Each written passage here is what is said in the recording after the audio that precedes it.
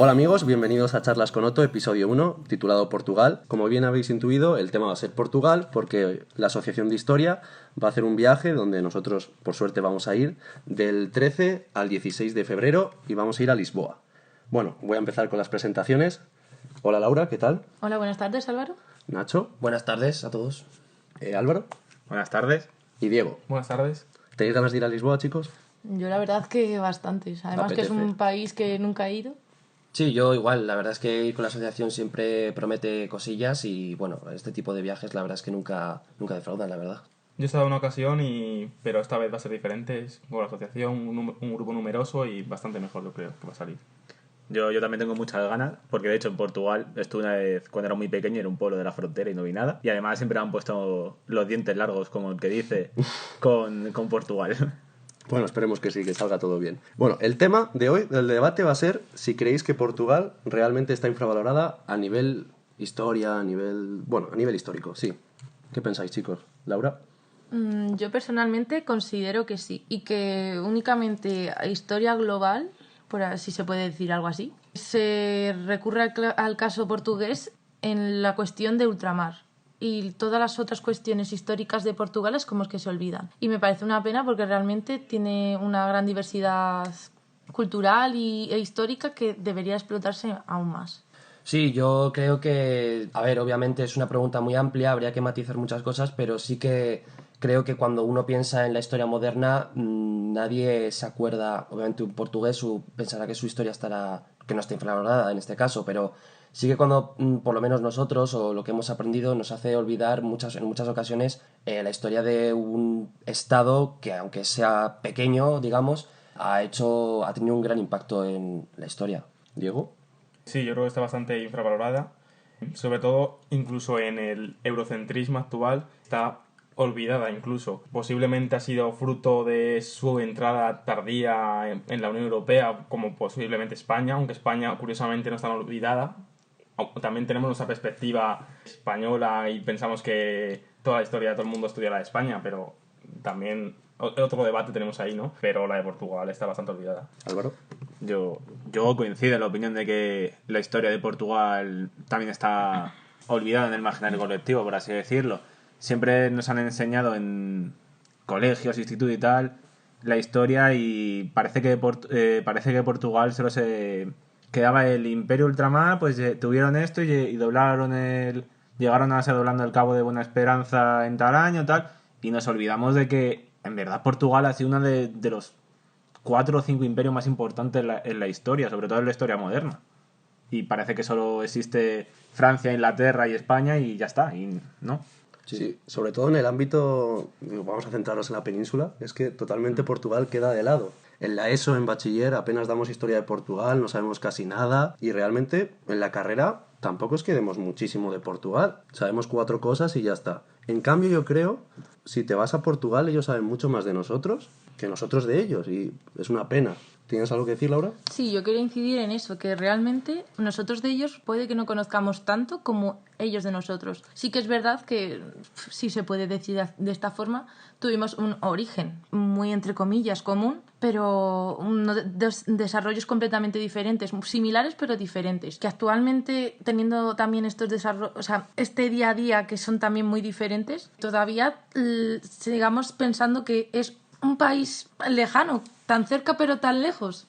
Y me resulta también un poco frustrante en el sentido de para hacer nuestra historia. Pues sí, yo la verdad es que con lo que ha dicho Laurota me creo que es bastante acertado, porque Laura ha dicho que los orígenes que hemos tenido pues como país, digamos, fenómeno, sí, como una identidad dentro de la península, es curioso porque digamos que hasta el siglo X, o sea, esa edad medieval que ya arranca con unos reinos que están naciendo, que darán a las primeras naciones, Estado, sí que es verdad que hasta entonces hemos tenido prácticamente la misma historia. Hemos compartido desde que, pues, hace 2000 años los primeros comerciantes se asientan en las diferentes costas de la península, en todo ese momento hasta que, pues digamos que civilizaciones que se han asentado en la península, no había ninguna distinción, aunque sí territorial, a lo mejor administrativa, ya como vimos con las provincias romanas o como hemos visto también con los reinos taifas de los musulmanes, hasta entonces sí que era, digamos, no había una unidad cultural ni étnica en lo que digamos que es Portugal. Sí, No sé si... yo al hilo de lo que dice Nacho y Laura, los orígenes de España y Portugal son muy parecidos, pero también son muy parecidos las cronologías y los contextos en los que se han desarrollado, sobre todo desde independencia de Portugal en el siglo XVII. Por ejemplo, en el siglo XX, ellos cuando tienen una república, es un poco antes que España, tienen una república un tiempo algo mayor que España, y luego tienen una dictadura un tiempo algo mayor que España, pero cronologías muy parecidas. La democracia llega en un año antes que España. Al final son cronologías siempre que tanto en el origen como a lo largo de su historia cuando han estado separados. Hemos compartido muchas cosas. Álvaro.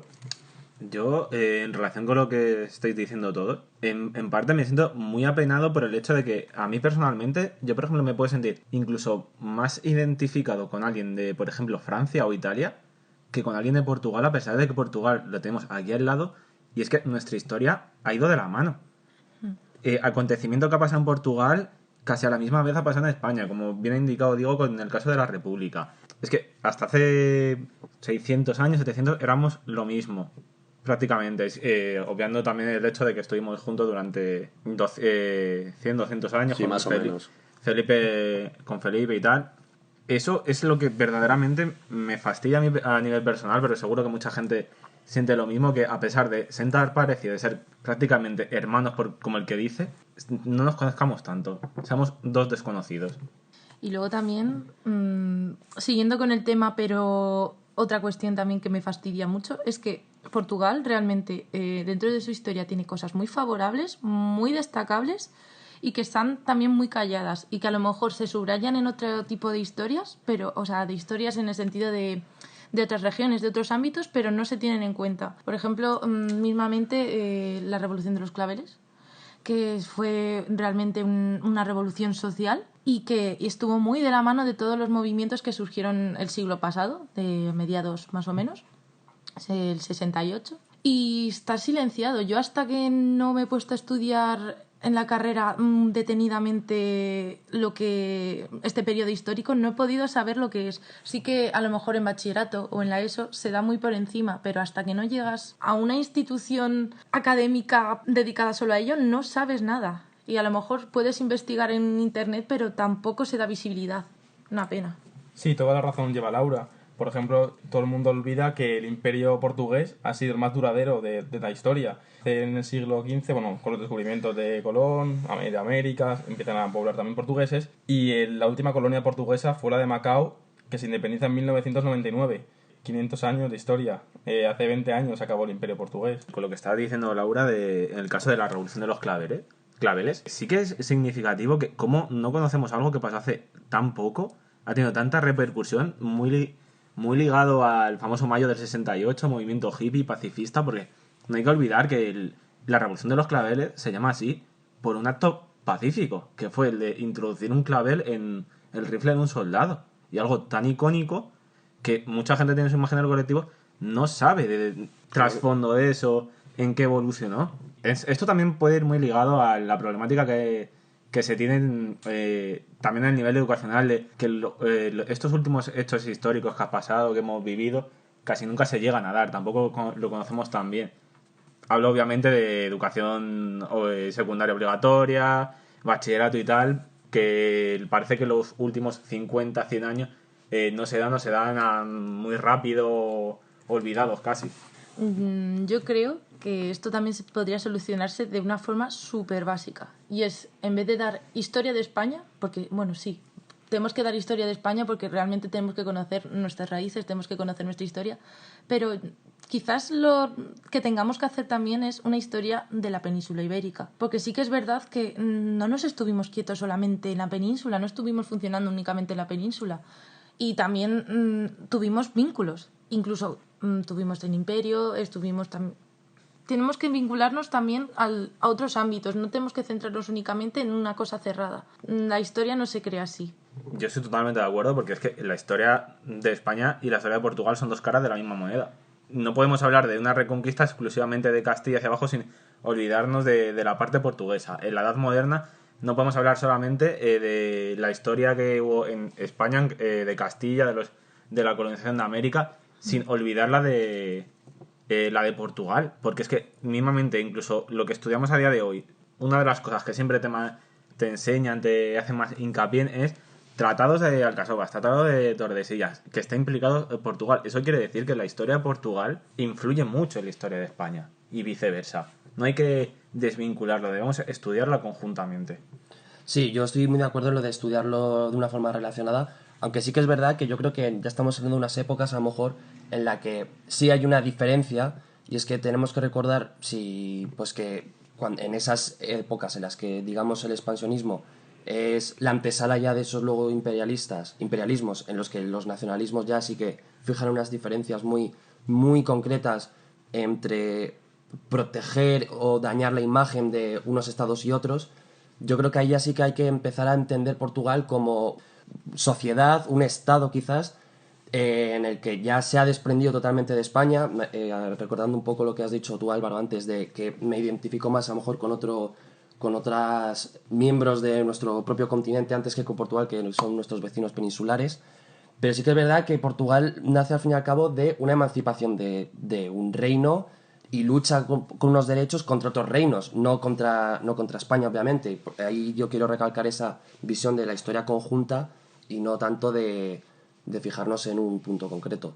Y luego un hecho muy importante que me pareció muy, muy interesante la charla que dimos ayer, sobre todo la última, que no me acuerdo cómo se llamaba, que me perdone. Ucronía hispanista. Sí, pero ¿cómo se llama el que la daba? Rodrigo Escribano. Vale, pues gracias a Rodrigo nos enteramos de esta charla, que es la visión que tenían los españoles, creo que eran del siglo XVIII, cuando ya España... Romanticismo. Sí, no, XIX, cuando ya realmente España deja de ser una potencia, pierde esa, digamos, importancia, y cómo echan de menos que Felipe II se hubiese puesto la capital en Lisboa y no en Madrid. También eso habla un poco de la importancia que tenía Portugal en ese momento y que a día de hoy, por ejemplo, no somos conscientes y no pensamos, digo, qué faena que Felipe II no haya puesto la capital en Lisboa y siga en Madrid. También tengo que decir una cosa, no tenemos que pensar la historia de forma anacrónica. No, sí, ni mucho menos, no. Pero sí que es verdad que es muy curioso el hecho, o sea, la forma en la que se rememora el pasado y la nostalgia que crea un vínculo común. Y es que, sinceramente, en ese sentido sí que es necesaria una historia comparada, si se puede también llamar así. Pero también hay que ver que tuvimos también unos desarrollos diferentes. También podemos ver qué circunstancias hicieron que esos desarrollos se diesen de esta forma.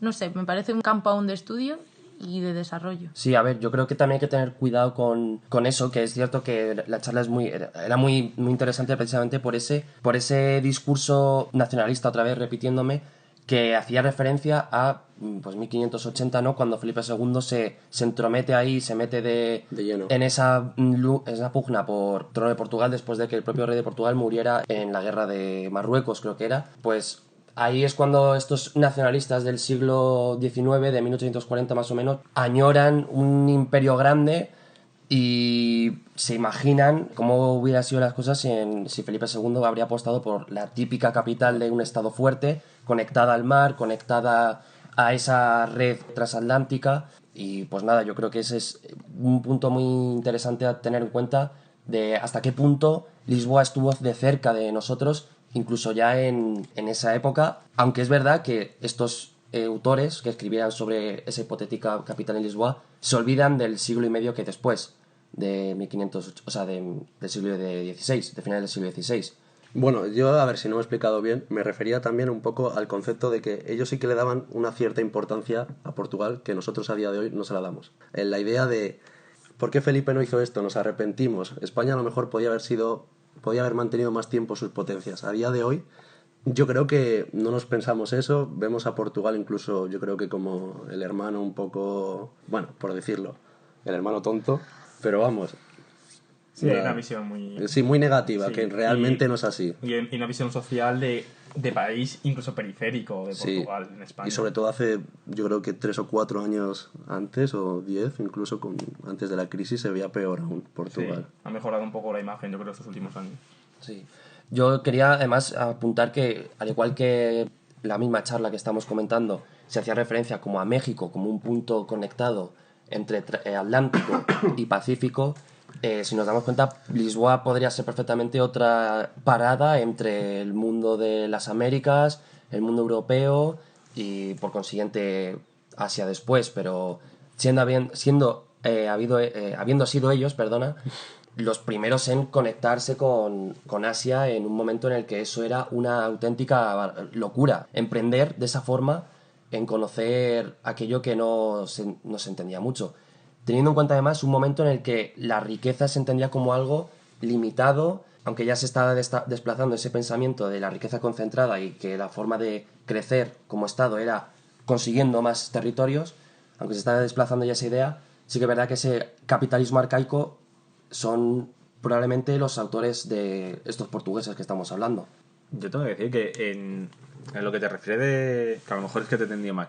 De esa idea de que la riqueza era conquistar territorios, no hay que olvidar que las primeras expediciones de Portugal no eran con la idea de conseguir territorio. Ellos buscaban más en poner su enclave, su punto de influencia comercial y así conseguir riquezas y convertirse en la verdadera puerta de entrada de esos productos tan ansiados por las monarquías europeas, por así decirlo, las clases altas que venían de Asia. En este sentido podemos decir incluso que Portugal fue el primer precursor de un acto globalizador, por así decirlo, de poner en contacto India, China, Extremo Oriente con Europa, tan alejada siempre.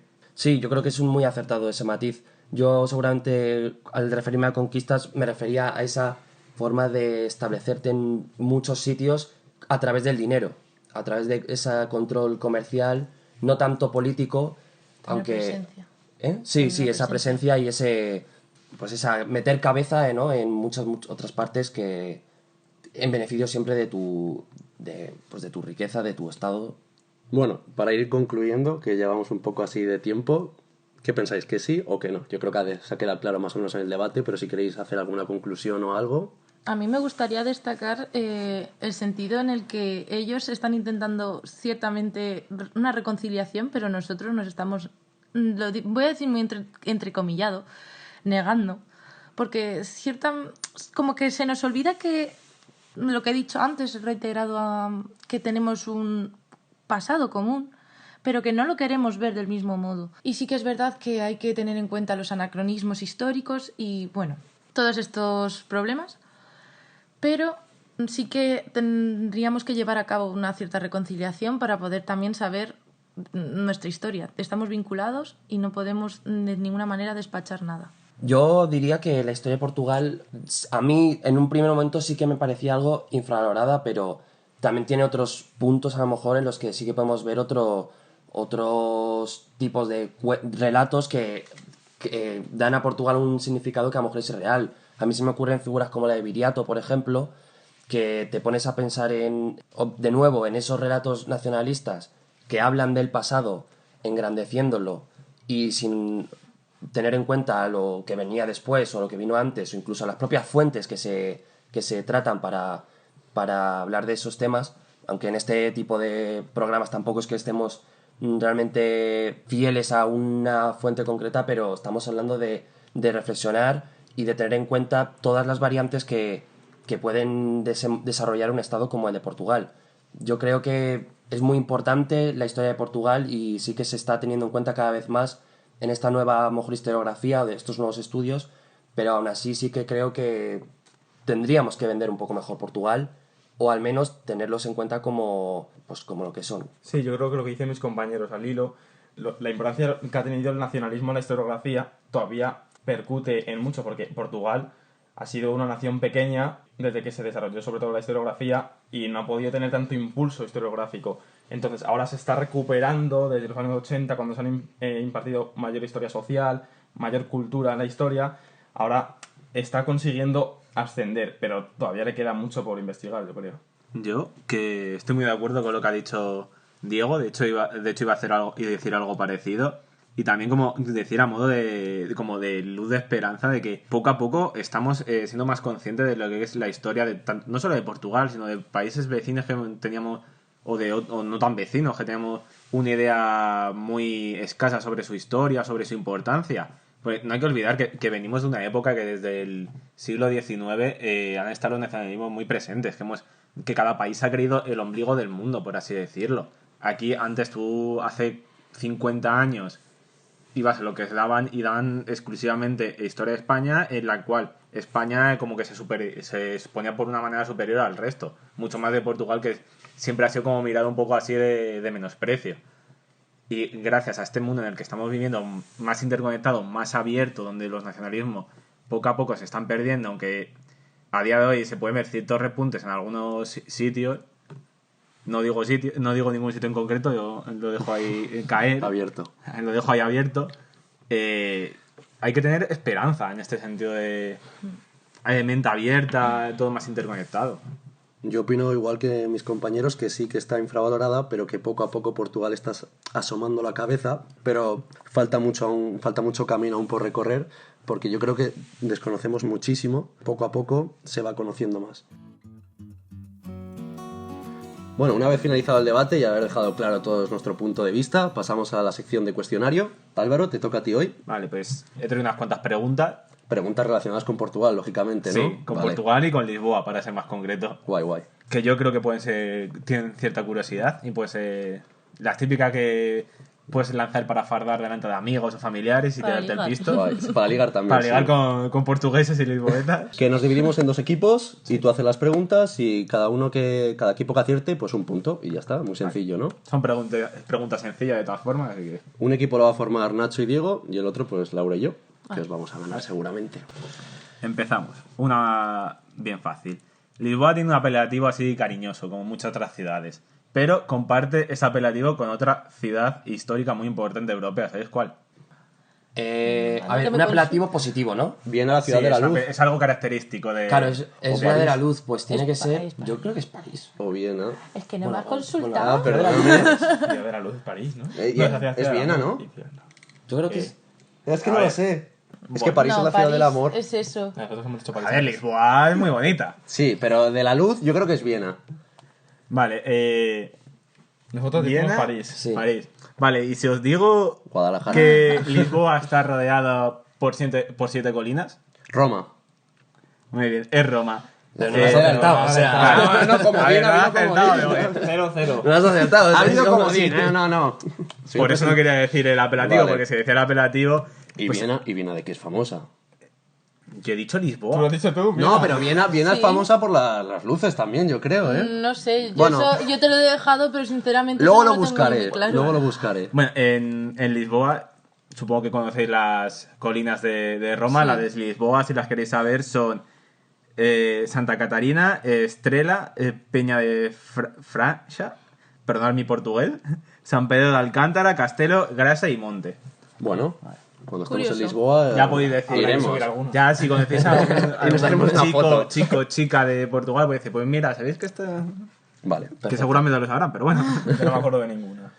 Vale, Seguramente luego... La siguiente, Lo escuchas el podcast para recordarlas. Sí. La siguiente pregunta. Lisboa guarda muchos secretos y uno de ellos está en su subsuelo. ¿Sabéis lo que hay en el subsuelo? ¿Túneles?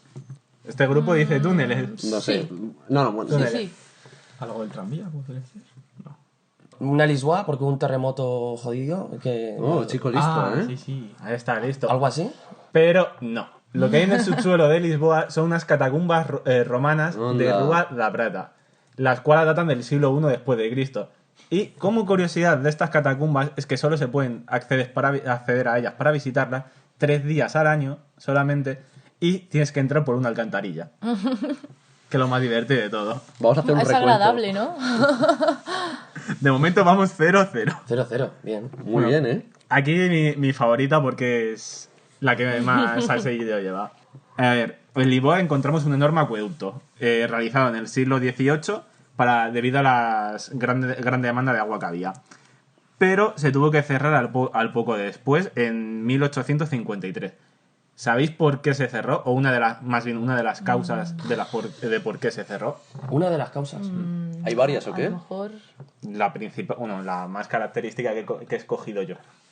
A lo mejor como está cerca del mar puede ser algo Tengo relacionado. que decir que se cerró la parte peatonal, porque por arriba había una parte peatonal. Nosotros creemos que por un terremoto que pudo por si incendio, acaso se cerró para que no cayeran los cascos o... Yo dejo vía libre a Laura. Sí, ahora, ¿no? Siempre, siempre dejo vía libre. Pues puede ser algo relacionado con que es su ubicación cerca del mar. No sé. Pues no. Se cerró debido a que unos cuantos años antes, concretamente hasta en torno al 1841, hubo una serie de asesinatos en los cuales el asesino, un tal Diogo Alves, no es el futbolista, Suena jugador del Benfica, atracaba a las personas que andaban por encima y las lanzaba desde lo más alto del acueducto para simular un suicidio. Anda. ¿Qué pasa? Este tal Diogo Alves es considerado el primer asesino en serie de Portugal, dado que mató a 70 personas así. Joder. Y ahora lo más curioso, ¿sabéis de dónde es Diogo Alves? ¿De Alcalá? No, Ojalá. pero Relación de relacionado. pero casi de España, concretamente de Galicia. Oh, vaya. De Vigo no sería, ¿no? No lo he comprobado, pero otra vez sabemos que los gallegos son populares por ser un poco... Portugueses, no. No, portugueses no. Ser un poco especiales en su Bueno, forma vale. de ser. Aquí recuerdo Nos metemos ahí en un jardín. Aquí Pero recuerdo con a- mucho se- cariño y mucho se- amor. se me- Viva Galicia. A mí por me encanta cierto- Galicia. Sí. Veraneé el último verano allí. Adorable. Yo también. Yo lo decía porque... Yo ahí- también, es verdad. Porque Sánchez está muy como bien. salen las... Sigue. Como podemos ver algunas de las noticias, algunos personajes gallegos, tales como el señor mayor que se dedicaba a rayar coches porque le apetecía. Bueno, sí, Bueno, vamos del a ver tema. si hay una Nos pregunta vamos del que, tema, que vale. sepamos. ¿Cuántas preguntas quedan? 2 solamente. Vale. Da Vale, opciones, porfa. ahora muy fácil, que una segura que lo va a acertar uno de los dos grupos, si no los Vale. dos. Hay un puente muy famoso en Lisboa, muy similar al GoldenEye, ¿a que sí? El GoldenEye de San Francisco. Sí, el rojo. Este puente se llama Puente de 25 de Abril. ¿Sabéis de dónde viene este nombre? De los claveles. Muy bien. Bien, Bien, Diego. ¿Y cómo se llamaba antes? Al punte. Al puente. Puente de Manuel I. Salazar. Muy bien. ¡Oh, Dios! Doble punto, ¿no? Doble punto para el equipo de Diego. Doble punto y estás fuera Bien, del bien. podcast. ¿Dónde lo has Diego. leído, Diego? Pues ya está, no tenéis ya opciones. Huele, Era la huele- pregunta. no, Mira. la última pregunta vale doble, porque Claro, soy el la última pregunta presentador para y me ellos. apetece que valga doble. Pero habría empate. Bueno, pues Hay empate. penaltis aquí. No, el penalti es el verdadero y falso. Los penaltis en Lisboa. Echamos, ¿vale? Venga. Bien. Hay una de Lisboa, junto a otras ciudades de Portugal, tiene unos licores muy particulares. ¿Sabéis de qué están hechos estos licores típicos de Lisboa? ¿Qué tipo de alcohol dices? ¿Qué Un es? licor. Bueno, Es que estaba yo pensando creo que en es el vino. coñac. Venga, pues coñac. Seamos alcohólicos y digamos coñac. Es que yo licores ya me pierdo, tío. Orujo. Pista, es dulce. Ah, entonces no. Vino. No, no es vino. ¿Orujo? No, tampoco. Crema de, No sé si es dulce. de hierbas. Este... Otra oportunidad, ¿no? Sí, sí, Venga, venga. venga. Pacharán. No, pero... Año- pero está no, cerca. Pero medio punto El Bacharán. y pasamos. Bueno, ¿qué hace? A ver, el licor en cuestión se llama Ginja y es un licor dulce de unos 20 grados hecho a base de cerezas o guinda. Y tengo que decir que en Lisboa hay una taberna muy famosa que se llama Aguinguilla, que podríamos visitar, en la cual venden guinja, y os traigo un poco para que veáis cómo es. Ojo. Ojo, pues yo pensando que era coñac, fíjate. Espacio no publicitado, ¿eh? También te digo, pero... Nada, no es publicidad, simplemente tiene el No, nombre sí, de lo sí. que es. Curioso. Luego lo bebemos, no te Sí. preocupes. No sé si estará bueno, porque tiene como... Pero aquí no fomentamos el alcoholismo, que Sí. conste. Bueno, Siguiente sección. ¿prueban ¿no? primero los perdedores o los, Sí. o los Lo victoriosos? probamos después. Vale. 19% de alcohol. Así como dato. Bueno, pues ahora pasamos a la sección de verdadero y falso, en el cual hoy le toca a Laura y va a contar una historia verdadera y otra falsa. Y nosotros deberemos adivinar cuál es la verdadera y cuál es la falsa. La primera de ellas, bueno, os traigo dos noticias. Tenéis que decir cuál es la verdadera y cuál es la falsa. Luego explicaré, si en el caso de la verdadera, el porqué de este motivo. Primero, en una parte del adoquinado de Lisboa está compuesto por escombros resultantes de un terremoto. Y segundo, en Lisboa hay una capilla conocida como Capilla de los Huesos que está decorada completamente con restos óseos humanos. Yo digo que la segunda es verdad. Me la has quitado, ¿eh? Yo es que... Bueno, pues me únete- mola... únete al sí, carro. me voy a unir, pero me mola el rollo de que haya una iglesia llena de huesos, pero no sé, ¿eh? Es que la iglesia... ¿Lo primero que era? La iglesia es hasta... Yo... Que una parte del adoquinado está compuesto por escombros. Yo mantengo verdadera la primera. ¿Para llevar la contraria o...? La falsa la segunda. La verdad es que... Pero no puede haber dos verdaderas. No, es una verdadera o una falsa. También te digo que hay que ser un poco cutre, ¿no? Bueno, también es ecológico, pero... Sí. ¿Para qué? Para usarle la cera a los escombros. Creía que decía lo de los huesos. Ah, no. Quería decir, bueno, en Roma en las catacumbas y Vale, en París... voy a decir que es la segunda. Vale. ¿Y tú, Álvaro? Bueno, si Ya. tú ya... Yo Yo digo creo la- que tú ya lo yo sabes. digo la primera. Pues efectivamente era la primera.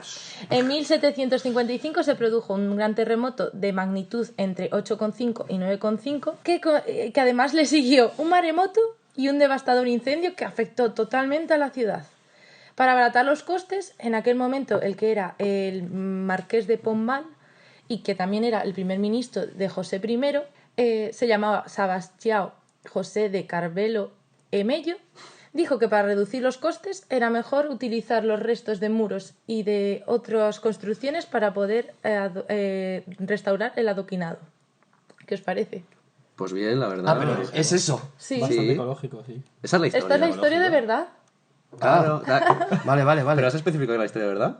Sí, lo acabo de decir. Sí, vale. Y como curiosidad, la capilla de los huesos sí que existe realmente, Pero no está en Lisboa. pero no está en Lisboa. Se encuentra en Kutna-Hora, que está en la República Checa. Sí, yo fui a visitarla. Sí, me sonaba que la había. Y la verdad es que es un poco tétrico, no os voy a mentir. Es una iglesia del siglo XIII que, debido al agotamiento del espacio de sepultura, fue modificada a finales del siglo XIX, convirtiendo su osario en una sepultura para más o menos 40.000 individuos. Oye, O sea, pues tiene está un- guay.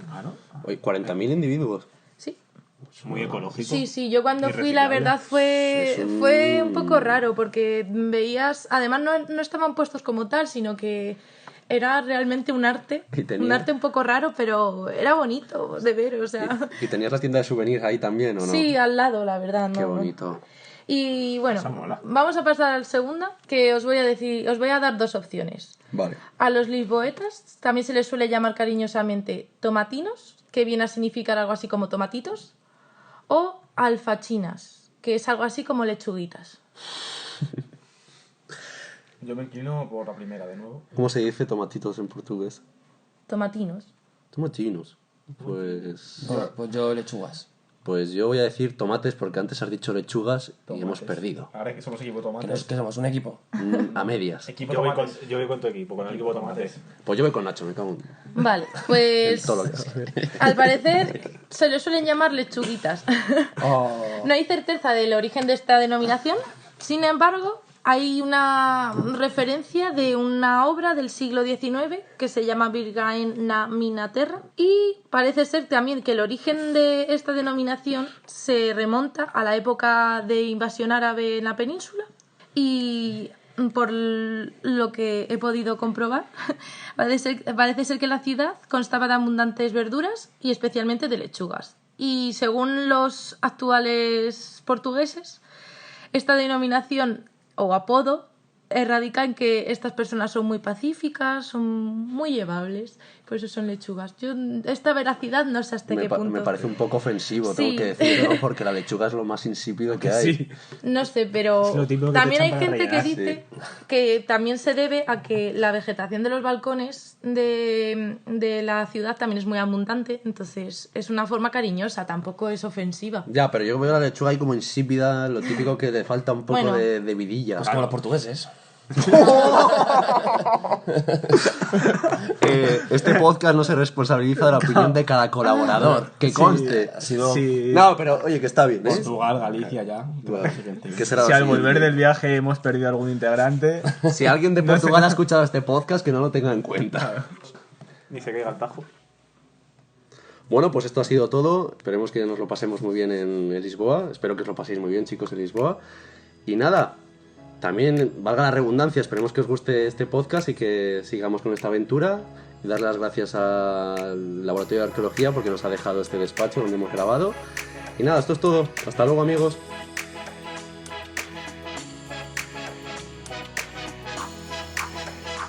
Disponemos de diferentes redes sociales donde nos podéis seguir y estar al día de las actividades de la Asociación de Historia. Tenemos Instagram, Facebook y correo electrónico.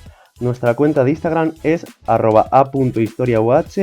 En Facebook nos podéis encontrar como Asociación Historia UAH y nuestro correo electrónico es asociacion.historia.uah@gmail.com, pero también os lo dejaremos en la cajetilla de descripción.